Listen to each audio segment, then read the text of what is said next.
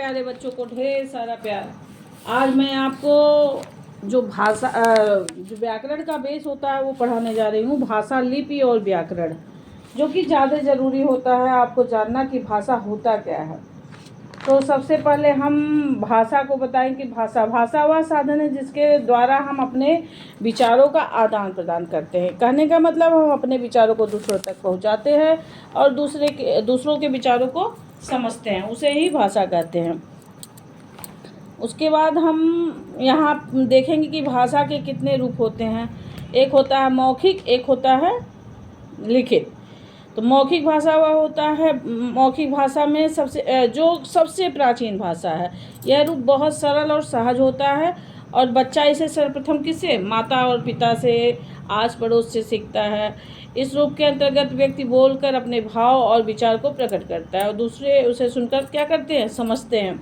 जैसे मान लिया कि हम किसी से पूछ रहे हैं कि कोई सवाल हमें करना है, तो उस सवाल का जवाब बताने के लिए बच्चे को हमारी भाषा को पहले समझना ज़रूरी है। दूसरा है आपका लिखित रूप। लिखित रूप वह होता है कि भाषा का यह रूप ज्ञान संचय का साधन है। इसके द्वारा ही हम अपने ज्ञान को दूसरी पीढ़ी तक पहुंचाते हैं। इसमें व्यक्ति लिखकर अपने भाव विचार दूसरों तक पहुंचाते हैं और दूसरे उसे पढ़कर समझते हैं। जैसे आपका हो गया पत्र, हो गया निबंध, हो गया लेख, हो गया विज्ञापन, हो गया संवाद, हो गया, ये सब लिखित भाषा के ही उदाहरण हैं। इसके साथ साथ कंप्यूटर, ईमेल लिखना भी लिखित भाषा के अंतर्गत ही आता है। यह भाषा का अस्थायी रूप है। अब हम जानेंगे कि मातृभाषा क्या होती है।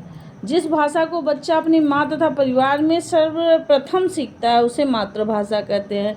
जैसे यदि माँ अथवा परिवार गुजराती भाषा बोलता है तो बच्चे की मातृभाषा क्या हो जाती है, गुजराती, भले वो उत्तर प्रदेश में है।